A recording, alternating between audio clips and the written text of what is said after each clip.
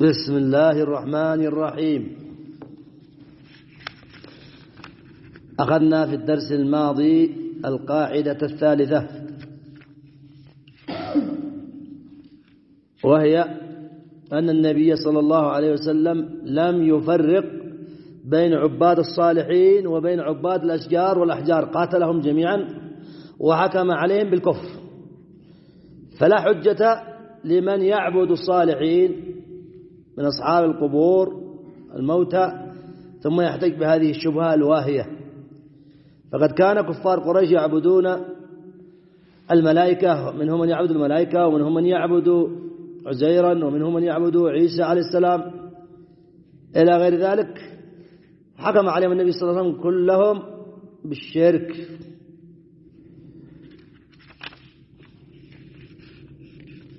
ثم ذكر أدلة الشمس والقمر والملائكة والأنبياء والصالحين والأشجار والأحجار، وبقي دليل لم نذكره بالأمس نذكره اليوم إن شاء الله، هو حديث أبي واقد الليثي رضي الله عنه قال: خرجنا مع النبي صلى الله عليه وسلم إلى حنين ونحن حدثاء عهد بكفر، وللمشركين سدرة يعكفون عندها وينوطون بها أسلحتهم، يقال لها ذات أنواط.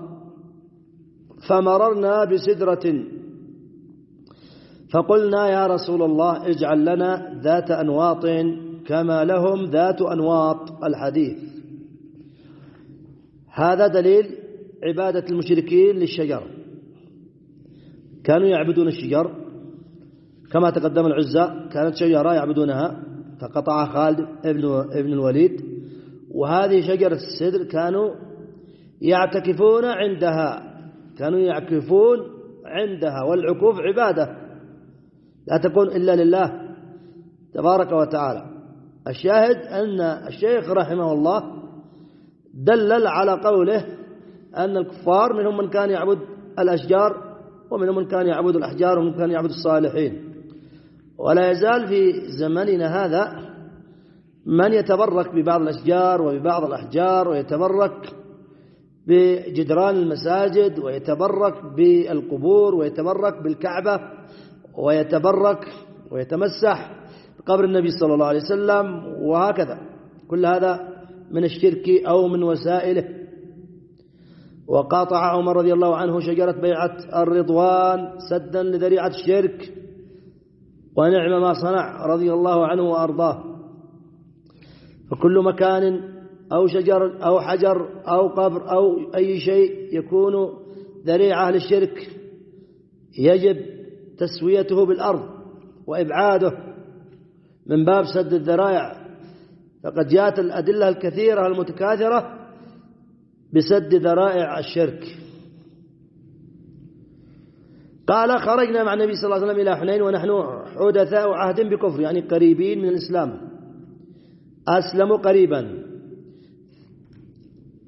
وللمشركين سدرة يعكفون عندها وينوطون بها أسلحتهم، يلزمون هذه الشجرة ويتبركون بها ويعلقون عليها أسلحتهم لتكون حادة تنكي بالعدو، يقال لها ذات أنواط. فمررنا بسدرة، هكذا يقول الصحابة الذين إسلامهم قريب: فمررنا بسدرة فقلنا: يا رسول الله اجعل لنا ذات أنواط كما لهم ذات أنواط. فقال النبي صلى الله عليه وسلم: الله أكبر، إنها السنن. قلتم والذي نفسي بيده، كما قالت بنو إسرائيل لموسى: اجعل لنا إلها كما لهم آلهة. يدلك على خطر الشرك، على ضرر الجهل. يجب على المسلم أن يتعلم دينه وأن يتعلم توحيد ربه حتى لا يقع بمثل هذه الخرافات والشركيات. هؤلاء الصحابة رضوان الله عليهم، لكنهم يعذرون لأنهم حدثوا عهد بكفر، قريبوا عهد من الكفر، اسلموا قريبا، يريدون شجرة يتبركون بها. والتبرك لا يجوز إلا بما شرعه الله في كتابه وفي سنة نبيه صلى الله عليه وآله وصحبه وسلم. وهكذا يوجد من الناس من يتبرك بالصالحين بآثار الصالحين، وهذا أيضا من الشرك، لأنه لا يجوز التبرك بغير آثار رسول الله صلى الله عليه وسلم. نعم، تبركوا بآثاره، بوضوءه، بعرقه، بتفله، هذه خصيصة. فلما مات ما تبركوا بالصحابة من بعده، مات النبي عليه الصلاة والسلام ثم خلفه أبو بكر وهو أصلح هذه الأمة بعد نبيها، لم يتبرك به الصحابة، لم يتمسحوا به، لم يأخذوا من ريقه ولعابه ومن آثاره، وهو خير من صالحي هذه الأيام. فوجد من المشركين والمتصوفين من يتبركون بأناس ما هم صالحون، ناس مشركون غير موحدين، ويتبركون بهم، زعموا أنهم صالحين، لكن على فرض أنهم صالحون. لا يجوز التبرك بالصالحين، لا يجوز التبرك بالصالحين لعدم وجود دليل يأتي عن السلف الصالح، عن الصحابة بعد النبي صلى الله عليه وآله وصحبه وسلم. فلا يجوز التبرك بقبر ولا ببيت ولا بجدار ولا برجل ولا غير ذلك. بلغ ببعض الحمقى من الناس أنهم يتبركون بأبوال الصالحين، هذه إهانة هكذا. ومن يهن الله فما له من مكرم. تبرك ببول هذا الرجل يقول أنه صالح، سبحان الله. ما تبرك الصحابة ببول رسول الله صلى الله عليه وسلم، وقد كذب الصوفية حينما قالوا إنهم تبركوا أو شربوا بول رسول الله صلى الله عليه وسلم. هذا كذب وافتراء، كذب افتراء على النبي صلى الله عليه وسلم وتنقص له ولصحابته.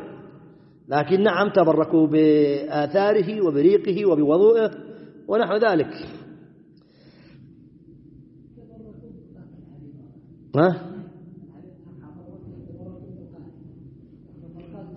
أي نعم، تبركوا بما هو أردأ من هذا، تبركوا بأشياء يستحاء ذكرها، لكنه الجهل والعمى والعياذ بالله. قال رحمه الله: القاعدة الرابعة أن مشركي زماننا أغلظ شركا من الأولين، لأن الأولين يشركون في الرخاء ويخلصون في الشدة، ومشرك زماننا شركهم دائما في الرخاء والشدة. والدليل قوله تعالى: فإذا ركبوا في الفلك دعوا الله مخلصين له الدين فلما نجاهم إلى البر إذا هم يشركون. هذه القاعدة خلاصة لما تقدم ونتيجة للقواعد السابقة، أن المشركين في هذا الزمان أشد شركا من مشركي قريش. لماذا؟ يقول: لأن مشركي قريش كانوا يشركون في الرخاء، فإذا جاءت الشدة رجعوا إلى الله بإخلاص. أما مشركو هذا الزمان إذا جاءت الشدة ازدادوا تشبثا بالأولياء والصالحين والقبور، فدل على أن مشركي زماننا أشد شركا من مشركي قريش، في هذا الجانب، في الرجوع إلى الله تبارك وتعالى، وفي الرجوع إلى الأصنام. كفار قريش كانوا يرجعون إلى الله عند الشدة، فإذا ركبوا في الفلك دعوا الله مخلصين له الدين. هؤلاء كفار قريش إذا جاءت الأمواج وهاجت عليهم نسوا آلهتهم وأصنامهم وعلموا أنها لا تنفع ولا تضر، ويدعون الله مخلصين له الدين، ثم ينجيهم الله تبارك وتعالى. يستجيب الله دعاءهم وهم كفار. من دعاه مخلصا استجاب الله له ولو كان كافرا. أما مشركو هذه الأيام يزدادون تشبثا عند الشدائد بالأقطاب والأغواث والأولياء والصالحين، وإن كانوا يصلون ويصومون لا نستطيع أن نقول أنهم شابهوا كفار قريش في جميع أمور الدين. لا، كفار قريش لم يصلوا ولم يصوموا، لكن هؤلاء صلوا وصاموا وقرأوا القرآن، لكن ما الفائدة وهم يشركون بالله؟ أعمالهم محبوطة. الأعمال من دعا غير الله واستغاث بغير الله فعمله محبوط، صاروا وهم سواء، هم كفار قريش سواء، لأن أعمالهم محبوطة. قال الله ولو أشركوا لحبط عنهم ما كانوا يعملون. وأدلة كثيرة تبين بطلان أعمال المشرك، وإن صلى وصام وإن جاهد وحج وقام فأعماله محبوطة مردودة يفسدها الشرك. الشرك يفسد العبادات كما يفسد الخل العسل. وكما ضرب الشيخ رحمه الله تعالى مثالا في أول هذه القواعد أن الشرك يفسد العبادة كما أن الحدث يفسد الصلاة. لو صلى إنسان بدون طهارة محدث صلاته باطلة بالاتفاق.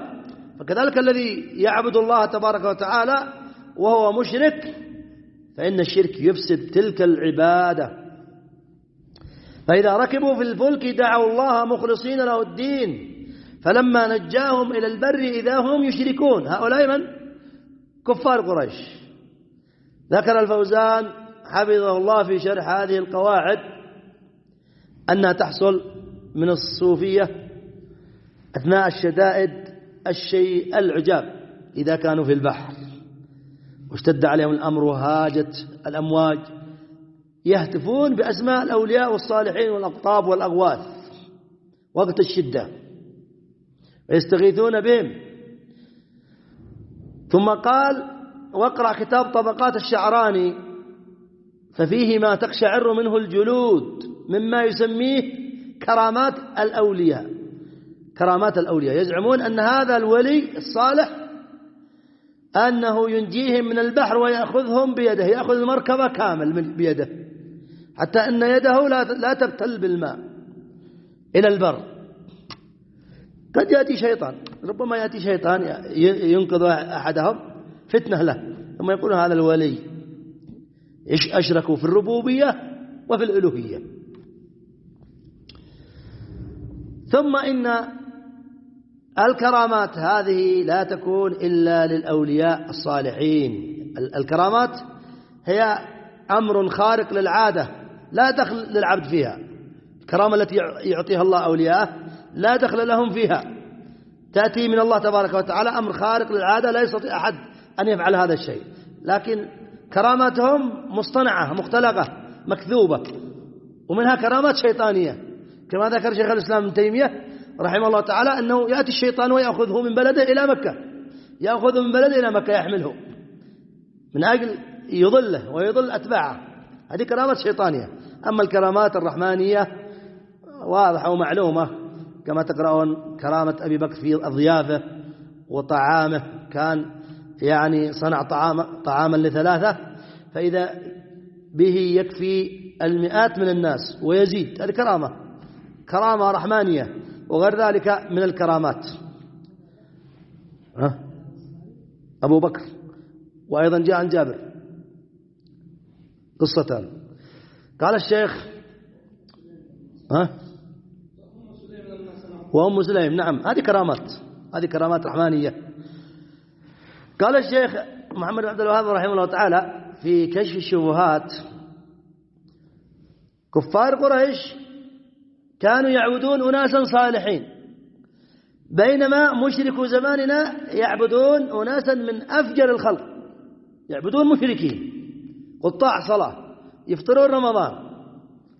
أرباب الطرق الصوفية هؤلاء الذين إذا وصلوا إلى مرتبة معينة عندهم وهي درجة اليقين يقولون رفعت عنه التكاليف، لا صلاة عليه ولا صيام ولا مؤاخذة، يعملون الفواحش والزنا واللواط والعياذ بالله، وأتباعهم يعرفون ذلك، ولك هؤلاء بلغوا درجة اليقين، ثم أنهم يستغيثون بهم ويدعونهم من دون الله. فانظر الفرق بين مشركي زماننا ومشركي